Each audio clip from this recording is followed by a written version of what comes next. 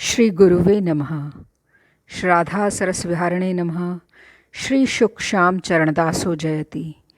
श्री सरस निकुंज पीठाधीश्वर आचार्य श्री श्री अलबेली माधुरी शरण जी महाराज जी के श्री चरण कमलों में दंडवत प्रणाम। जय जय श्री राधे श्याम। जय जय श्री राधे श्याम। प्रस्तुत है डॉक्टर अवध बिहारी लाल कपूर द्वारा रचित ग्रंथ ब्रज के भक्त से श्री जुगलदास बाबा जी का चरित्र। श्री जुगलदास बाबा जी, पुराना मदन मोहन मंदिर, वृंदावन। महंत श्री स्वरूपदास बाबा जी महाराज के पश्चात श्री जुगलदास बाबा जी वृंदावन में पुराने मदन मोहन मंदिर के महंत हुए। उनका जन्म बिहार के गया जिले में हुआ था। पढ़े लिखे वे बिल्कुल भी नहीं थे, पर स्वभाव के बहुत सरल और बड़े भजननिष्ठ थे। वैष्णव सेवा उन्हें बहुत प्रिय थी। वैष्णवों की सेवा पूजा में ही उनका सारा समय व्यतीत होता। प्रातः स्नान आदि के पश्चात वे अपने स्थान में रहने वाले सभी वैष्णवों की, यहाँ तक कि अपने शिष्यों तक की कुटिया के सामने जाकर उन्हें दंडवत करते। कोई पूछता, आप अपने शिष्यों को क्यों दंडवत करते हैं? आपकी दंडवत से इन्हें अपराध नहीं लगेगा? तो उत्तर देते, मैं दंडवत इनके वैष्णव स्वरूप को करता हूँ, नहीं करूँ तो ये सीखेंगे कैसे? वैष्णवों के लिए उनके आश्रम का द्वार खुला रहता। जो जिस समय आ जाता उसे ठहरने के लिए स्थान और क्षुधा निवृत्ति के लिए भोजन उपलब्ध रहता। बड़े बड़े भंडारे भी उनके स्थान पर अक्सर होते रहते। इस सब के लिए धन कहाँ से आता कोई नहीं जानता। आश्रम की कहीं से कोई निश्चित आमदनी तो थी नहीं। बाबा को जब जिस प्रकार की वैष्णव सेवा करनी होती वे कर बैठते। दुकानदारों का देना आगे पीछे चुकाते रहते। दुकानदारों को बाबा पर पूरा विश्वास था। उन्हें उधार सामान देने में संकोच न करते। पर एक बार कर्ज 2500 रुपये तक पहुंच गया। बहुत दिन हो गए, इसे चुकाया ना जा सका। बाबा कुछ चिंता में पड़ गए। फिर भी वैष्णव सेवा पूर्ववत चलती रही। इसी समय एक दिन एक सज्जन बाबा के पास आए और बोले, बम्बई से सेठ गोविंदास आए हैं। उनकी वैष्णव सेवा में बहुत रुचि है।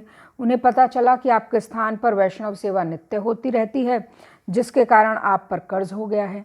उन्होंने 2500 रुपये भेजे हैं, जिससे आप कर्ज चुका सकें। इतना कहे उसने रुपयों की थैली बाबा के सामने रख दी। बाबा कुछ देर विस्फारित नेत्रों से उसकी ओर देखते रहे। फिर पूछा, सेठ जी कहाँ हैं? वे श्रृंगारवट के पास ठहरे हैं, संध्या समय आपके दर्शन करेंगे। बाबा को दंडवत कर वो चला गया। बाबा संध्या समय देर तक सेठ जी की प्रतीक्षा करते रहे, पर न सेठ जी आए और न वो आदमी ही जिसके हाथ उन्होंने रुपए भेजे थे।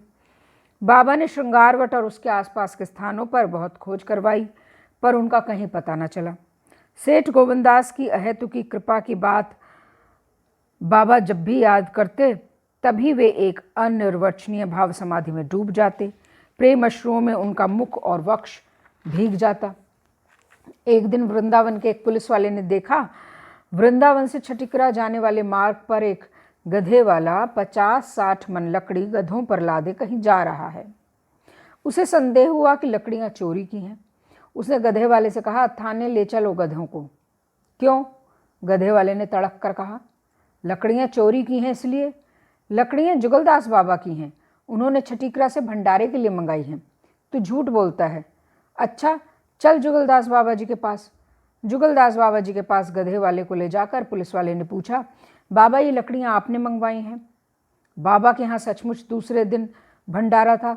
उन्होंने भंडारे के लिए सब सामग्री मंगा ली थी, पर लकड़ियां नहीं आ पाई थी। टाल वाले का उधार बहुत चढ़ गया था, उसने लकड़ियां देने को मना कर दिया था। बाबा लकड़ियों के लिए चिंतित बैठे थे। जब पुलिस वाले ने जाकर उनसे ये प्रश्न किया, उन्हें लगा कि उनके कान में कोई कह रहा है, कह दो हाँ मैंने मंगवाई हैं। उन्होंने वही शब्द दोहरा दिए। गधे वाले की ओर आंख फिराते हुए प्यार से कहा, डाल जा बेटा। पुलिस वाला आश्वस्त हो चला गया।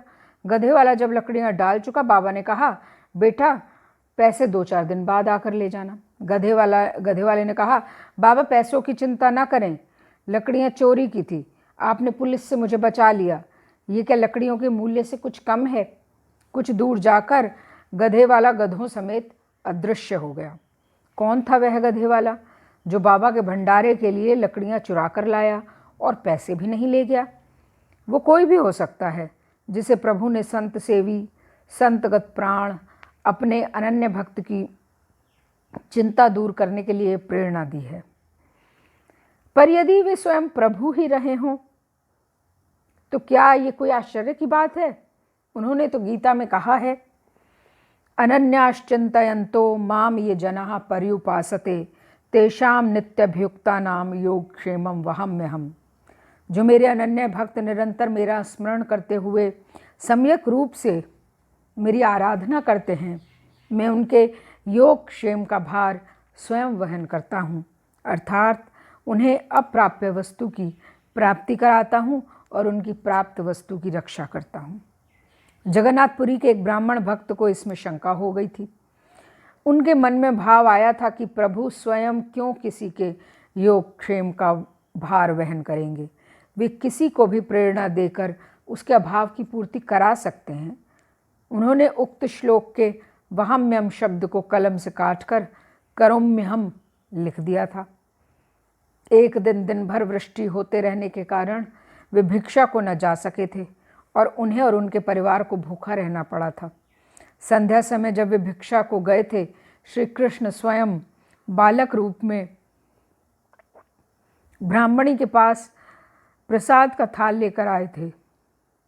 उनके माथे पर कलम से काटे जाने का निशान था और उसमें से रक्त बह रहा था। ब्राह्मणी के पूछने पर उन्होंने कहा था, मुझे ब्राह्मण देवता ने मारा है।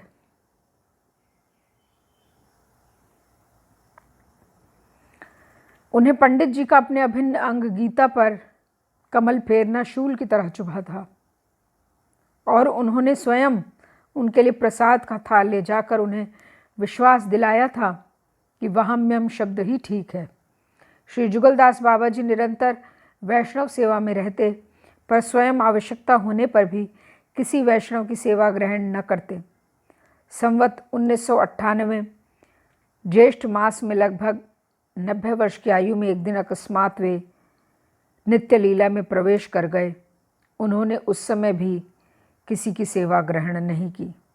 श्री राधा सरस बिहारी लाल की जय।